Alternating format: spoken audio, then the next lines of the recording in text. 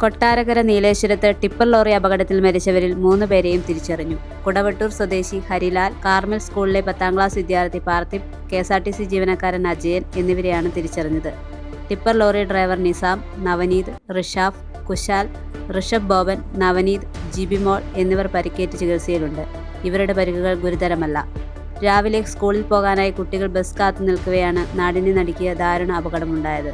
8 പേരാണ് അപകട സമയത്ത് പ്രദേശത്തുണ്ടായിരുന്നത്. ഇതിൽ 7 പേരും വിദ്യാർത്ഥികളാണ്. അമിത വേഗതയിലെത്തിയ മണ്ണ് കയറ്റിയ ടിപ്പർ ലോറി നിയന്ത്രണം വിട്ട് ബസ് സ്റ്റോപ്പിലേക്ക് പാഞ്ഞു കയറി മറിയുകയായിരുന്നു. ലോറി മറിഞ്ഞതിനെ തുടർന്ന് കുട്ടികൾ ടിപ്പറിനടിയിലും മണ്ണിലും അകപ്പെടുകയായിരുന്നു.